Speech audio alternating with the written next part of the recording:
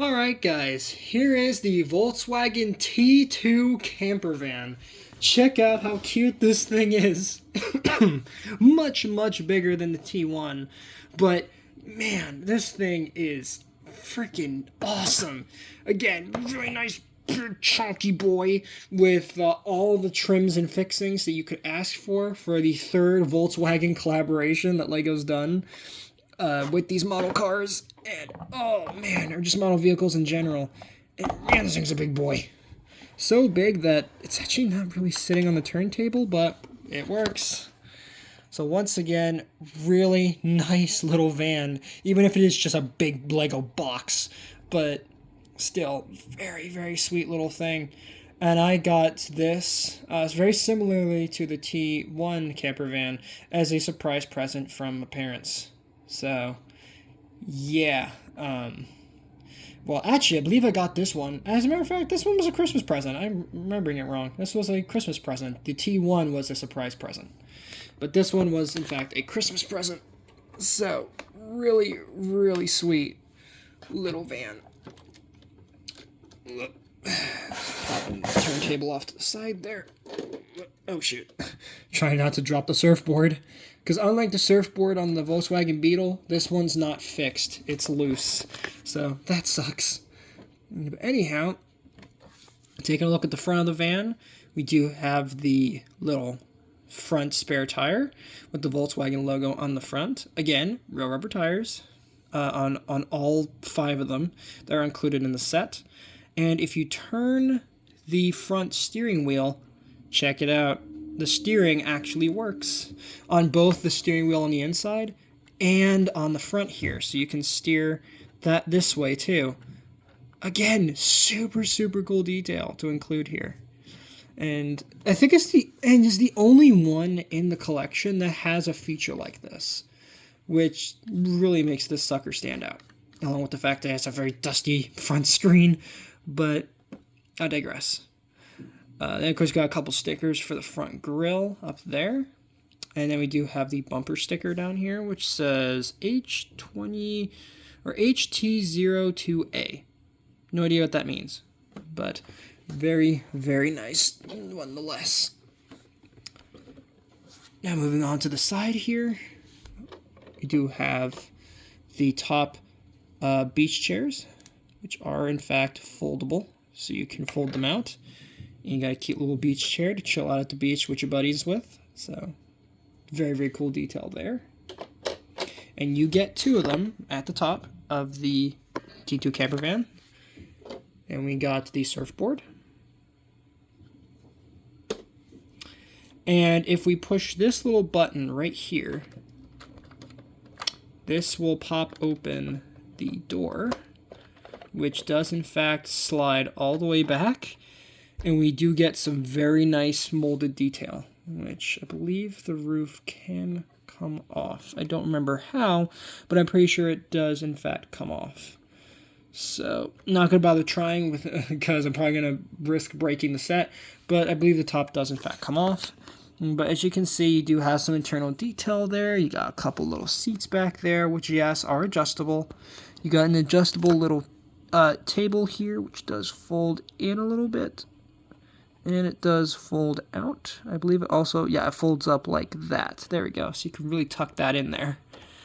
And then if you open up the little refrigerator, I believe this one has nothing in it. Oh, wait, both of them have something in it. You can see you got a little, whatchamacallit, got a couple drinks in there, you got a banana, you got like what looks to be some sort of like milk carton or something in there. It's not much, but it's something, right? And then on the other side, you have looks to be some sort of like propane tank or something in there.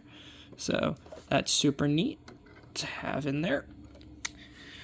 And what else? I think that's pretty much it for the interior. Oh, and then at the front, you do also have the steering mechanism. You have the front clutch there, which the doors do open on the sides here as well, on the front. And the seats here are non-adjustable. They're static front seats.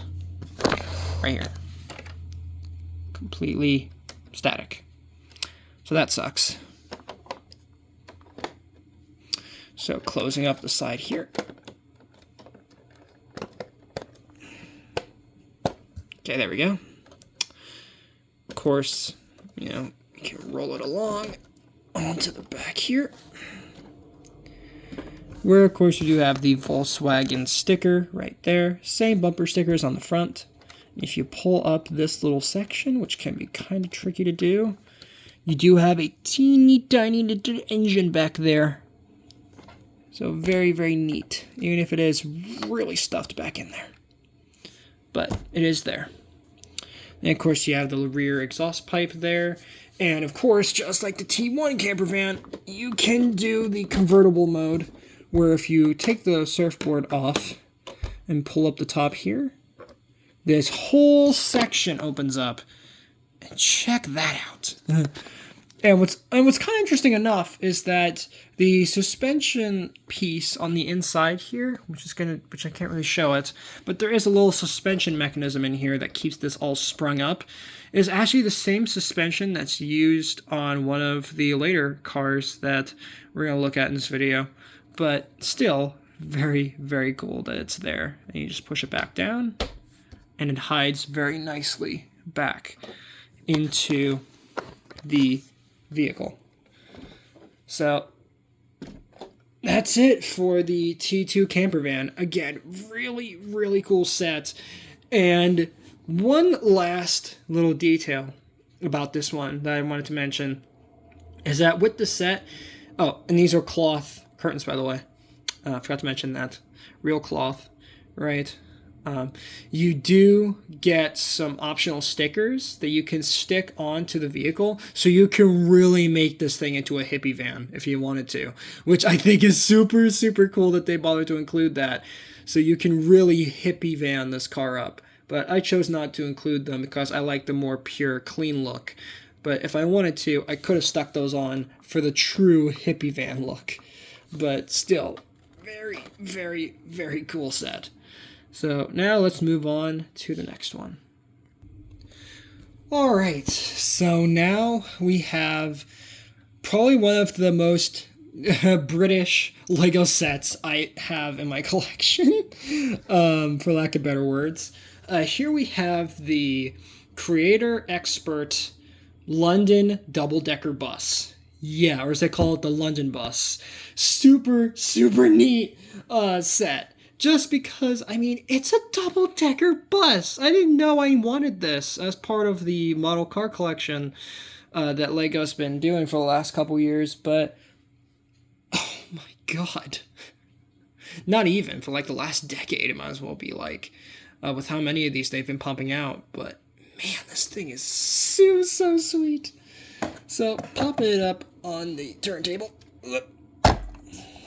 And this thing is a bit of a heavy, but very understandable because, I mean, it's a giant freaking bus, you know. It's quite a long and very tall set. I mean, this thing really stands out amongst all the cars. You just got this big freaking bus right there. And, of course, it does have some references to some very British, right?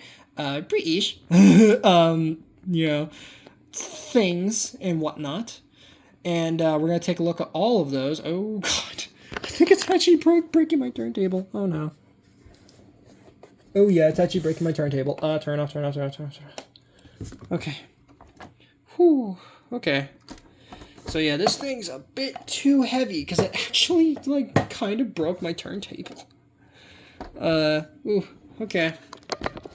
So, starting at the front of the London bus, you can see the very nice detail up here. We have the Brixton, which I have no idea what Brixton is supposed to be a reference to. But then we have the Yellow Brick Road, which obviously references, right, Wizard of Oz.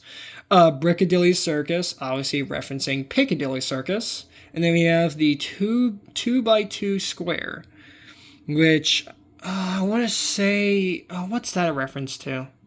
Well, I'm sure my British viewers will be able to tell me what that's a reference to, because I have no idea. And then you have MGW 10258 for the bumper sticker. And of course, if you open up the front, you do have a detailed engine block. Sadly, no funny guns for the exhausts, but still very cool that it has an engine. Detailed one, nonetheless. Turning it to the side, we do have, of course, the high T requires quality biscuit stickers on the side. Now, you can alternatively change these around to the, I believe it's just the UK flag. Yeah, and then you have on the back, it says Explore London. So, very cool that you have alternate little symbols that you can have. But for me, I chose the high T requires quality biscuit sticker because I thought it was really funny. And obviously biscuits are, right, I believe the British, right, term for like cookies or something of the sort. Although, of course, I know my British viewers will be able to quickly correct me in the comments. But still, moving on to the back of the bus. Of course, we got, once again, Yellow Brick Road, Piccadilly Circus, and 2x2 Square. Then we have the used tickets, which if you pop this open, you actually get a couple little tickets inside. Well, how cool that is. And it says 0937, which I believe is the set number, and then you have the little ticket in there. And yes, you can stick the tickets through the used ticket slot. It's going to be kind of tricky to do, but you can stick it in there, and it goes right in. So, very cool detail. Then, of course, you do have a couple stairs that lead up to the second floor, right? And you do have a little umbrella in this little umbrella storage container. And yep, it is fully modeled in there with this little umbrella piece. Just stick that back in there. Okay, this is going to be kind of tricky to do because I can't quite see. There we go. So now we have that there. I believe the top can be popped off. Yep.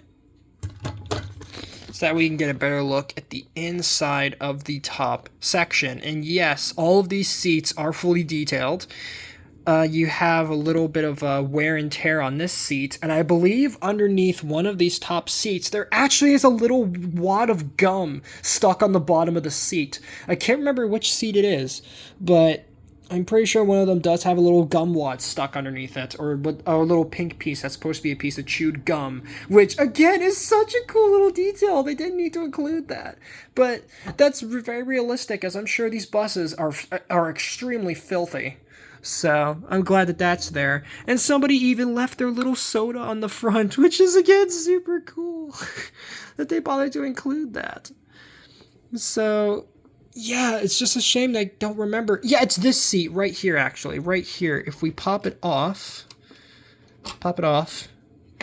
you can see, yeah, it has a little wad of gum underneath it. How cool is that? It's got a little gum wad underneath.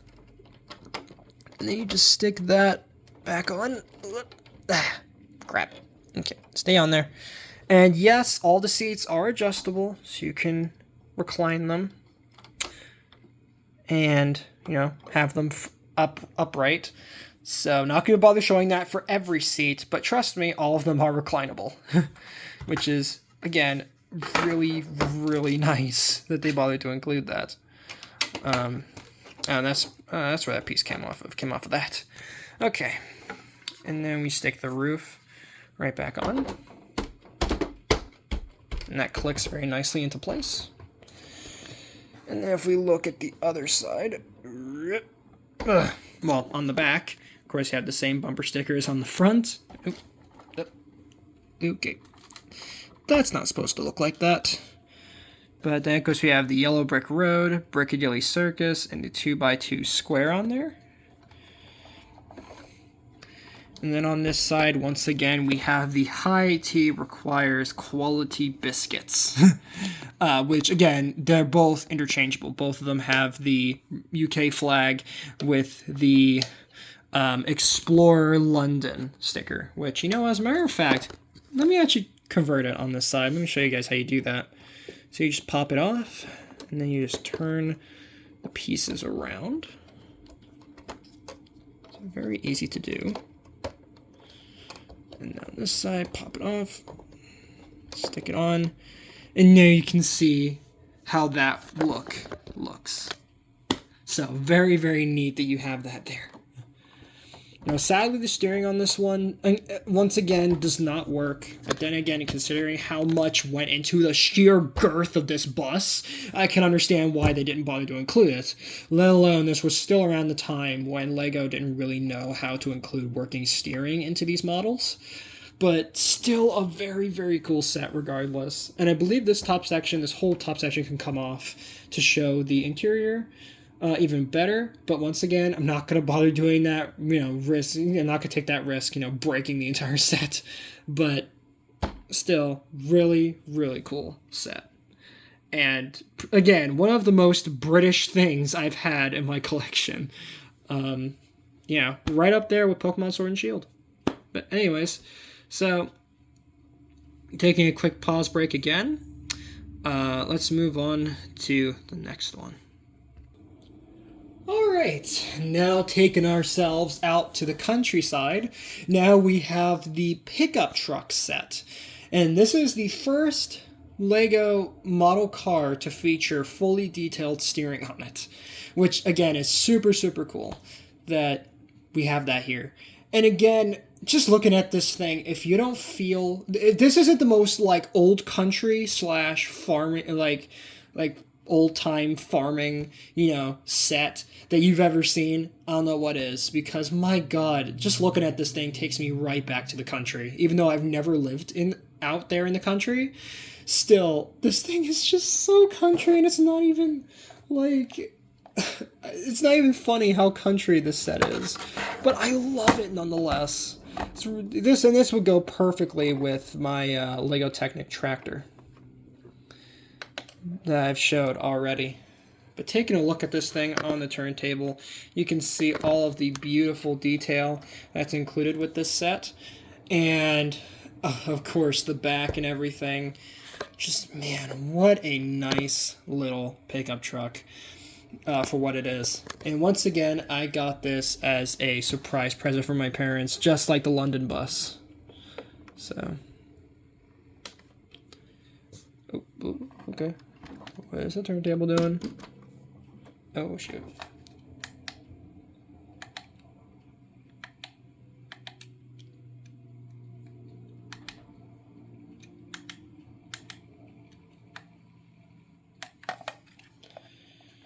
Alright, moving that off to the side. Here we have the pickup truck now. So taking a look at the front, you can see the little V8 logo on the front there with 10-290. This is not a officially licensed set, by the way. This is just an original, like a Lego original, I guess if you want to call it that. And my god, this thing is dusty. But opening up the top, and you do have an optional little kickstand here to keep the top open, which I'm going to put it on the far back setting. You can see the internal engine detail with the little fans inside and all the little gears for the steering mechanism. All of those are in there. And I like how it uses a little hot dog for some tubing in black. So that is really nice. They included that. So now turning it to the side. You guys can see the Green Farm established 1932 sticker on the side. And then you can open up the door, which it opens up wider than you would think. And it does have a detailed little, internal handle on the inside with some nice detailing. And then you do have the seat, which sadly is non-adjustable. Can't recline it forward, back, nothing. Of course, you do have a couple little pedals in here, which I do believe... Oh, God. I think one of them might have broken off. Hold on. Yeah, I think this is supposed to be at the top. I have no idea what happened here. But that's not supposed to be in there. Okay, that's supposed to be on the roof, which thankfully is removable. So, thank God for that. And then we can just pop that right back on. Okay. And that all snaps together. And you do have the little stick shift in there. Of course, you do have the working steering. Now, on this one, it is a bit floppy, But then again, this was the first attempt at having working steering in one of these model cars, or this model vehicles. So I completely understand and can, right, somewhat forgive the floppiness on this one. And what else is in here? Oh yeah, you do have a couple pedals on the bottom, though it's very hard to see them. And the doors just close up very nicely like that. Then in the back, of course, we have the Lego logo there with the 10-290. And if we take all the stuff out the back, because there's a bunch of stuff back here, you got a little wheelbarrow back here, you got a wreath back here for Christmas, you got all kinds of stuff back here. So yeah, you got wheelbarrow, a couple flowers, you got pumpkins, you got carrots, you got a milk jug back here. Man, you got all kinds of stuff back here. You got a today's pick, fresh from the farm, little display stand. Got some tomatoes, see some presents, a watering can, just all kinds of cool little goodies in here for every time of the year. So this thing can be shown off year round and not, stick out like a sore thumb, which is great. And also you can store everything, and I mean everything, in the back. So that's super, super nice that they bothered to include that. Shame that the carrots kind of spilled out, but thankfully they're just as easy to pop back in as it was, right, getting them out. And you can also remove the little side pieces. So if you want a more cleaner look, you can have that. And they're very easy to slot back in. You just line up the slots, and then they just flop right into place. No tabs, no hidden locks, nothing. It just goes right in. And then, of course, you have the tailgate, which has a very old-style Lego logo. And if you open it up, you can get even easier access to all the goodies in the back, which is very, very cool that they bothered to include that. But yeah, just such a nice little set for what it is. And as a matter of fact, fun fact, this is actually my parents' favorite Lego model car in the collection. And can you really blame them with how pretty this car is? Because it doesn't matter what angle you're looking at, this thing is just gorgeous. So gorgeous, in fact, that they actually had basically forced me, right, and I say lovingly forced me, right, to keep it downstairs in the living room because of how much they loved this set when it was first built, because they loved it that much. But eventually they let me, display it the way I wanted it to. But to me, that speaks volumes as to how awesome this set is. And just how good this set is at capturing that country feel and this old raggedy pickup truck look. Just very, very nice that they were able to make something like this with all this detail and everything. It's so, so nice. So now let's move on to the last brick-built car. Alright, and now last, but certainly not least for the brick-built cars, here we have the Lego Vespa 125. Really cool little bike. So yeah, it's kind of, I guess you can't really call this one a car, it's obviously a bike, let alone a Vespa. So this one, again, was a surprise present from my parents. And what a cool surprise present this was. So, of course, this one has all kinds of features, despite being a bike. And we're going to take a look at all of them here, right now. So, starting off with, of course, the turntable look at the vehicle, which is going to be kind of tricky, considering how floppy this thing is. Plus, it's a bike, so I have to be kind of careful with it, because this thing could flop over at any time. But here we have it. And I mean, there's quite a bit to look at on this one. Lots of stickers, though, which kind of sucks, but a small price to pay for an otherwise very, very clean looking vehicle. So I can't really get too mad at that. All right. Popping her very carefully off of the turntable. Of course, we'll start at the front with the very nice detail for the front of the bike here. You got the little headlights. Of course, you got headlight. Then you have the front wheel, which unfortunately the pieces never really quite sit well here at the front. Of course, you have a little Vespa logo on the side with a Piaggio logo right there, and then this little part. No idea what that's supposed to be. Is that like the exhaust? Is that where the fuel goes? No idea. Little detail there. And of course, it does have fully working steering. So you can steer it left and right. You can do this. You can do that. So very clean, very nice looking little front section of the Vespa here. I'm just going to pop this over to the side there.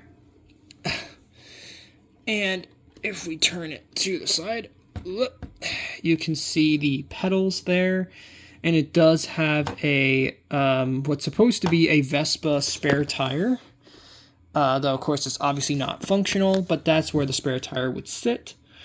And, of course, you do have these brand new wheel pieces, which are exclusive to this set.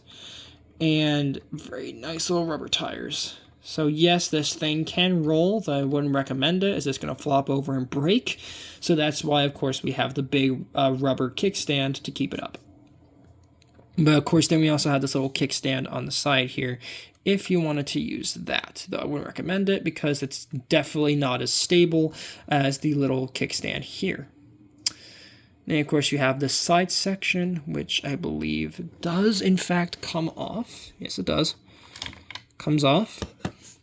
And you can see the detailed engine block with all little pipes and all little cooling discs and everything in there. So very, very neat. And you can kind of see it peek out from the bottom of this little engine compartment, which of course does very nicely slide back on. I say that and then it's not going to, of course, slide very nicely back on. Come on, there we go. And as you can see, if I carefully pick up the bike and very carefully flip it over, you can kind of see the engine peeking out there. Now spinning it around to the back.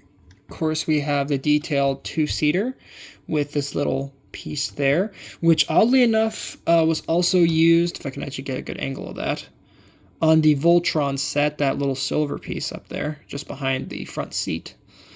So very cool use of that print. Oh, shoot. Did I just break the kickstand? No? Okay.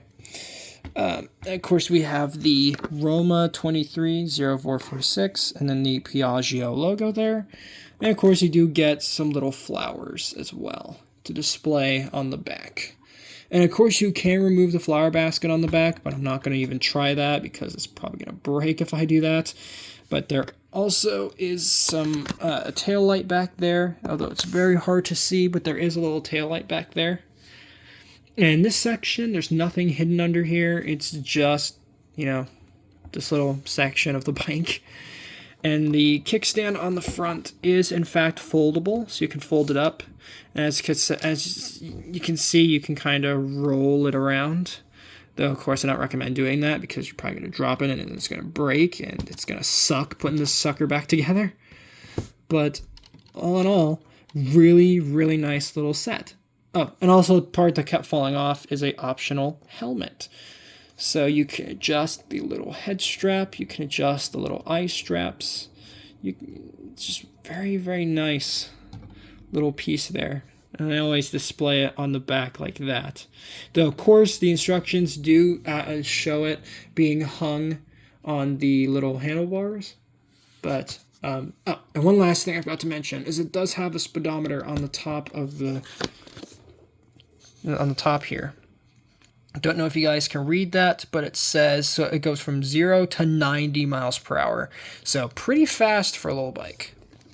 But it is nice that it has a detailed speedometer on the top. And yes, that is one big sticker on the top. But yeah, guys, so that's going to wrap it up for the brick built stuff. Now let's move on to a quick sort of, knockout round with the Lego Technic stuff. So, here we go. Alright guys, as promised, we're going to be doing a quick fire round of all of my Lego Technic cars real quick. So we're going to be taking a look here, just starting with the small stuff. We have the telehandler, snow groomer, pickup truck, dump truck, excuse me, and the motorcycle. And of course over here we have the Lamborghini Huracan Technica, the Bugatti Bolide standard color, Bugatti Bolide Agile Blue, the Porsche, what is this, the 99X electric. Then we have the McLaren Senna GTR. Then here we have the Chevy Camaro NASCAR. Can't remember the full name of it, but still. Then we have the, what is this? The Ford Mustang. What's this? I think it's just the GT 500. I could be wrong. Then we have the Jeep Wrangler Rubicon. And then the John Deere four-wheel drive tractor. Then over here, we have the, of course, my beautiful Peugeot 9X8 24 hours Le Mans hybrid hypercar. Then we have the Ford 2022 Ford GT Grand Tour, right? And then the, what is this? The Porsche 911. What is this? 911 RSR. And then, just for fun, we have the Mars Rover Perseverance up there. And then down here we got some different Speed Champions cars, so I might as well include these. So, not going to go over every single name here, but hopefully there's some that you recognize. Got some Aston Martins, got some Jaguars. Oh, there's the Lotus Avaya right there in the green. And there's the Lamborghini Countach. Then we have the, oh, what's that in the gray next to the Lamborghini Urus? That's the Pagani Utopia. Yeah. Then, of course, we have the Aston Martin DB5 over there, the smaller Speed Champions one. Then we have the McLaren, what is that? Oh, I can't remember what that is. But then we have the, what is that, Lamborghini. Oh, I want to say that that's the, not Murcielago. Is it the Murcielago? I could be wrong, but can't remember off the top of my head. Then over here we have a couple other Speed Champions ones. Nissan Skyline GTR, Dom's Ice Charger, and then we have the, what is this? This is the Toyota, what is this? KR, I think it was? Or no, GTR. Oh, God. I know that its acronym was Gazoo Racing, was GR or something. Can't remember off the top of my head. But there you have all of those. Oh, and of course, don't think I forgot the beautiful Lamborghini Sian FKP 37. Gorgeous, gorgeous car. Alright guys, so that's going to wrap it up for my massive collection review of every single Lego model car / model vehicle I have in my current collection.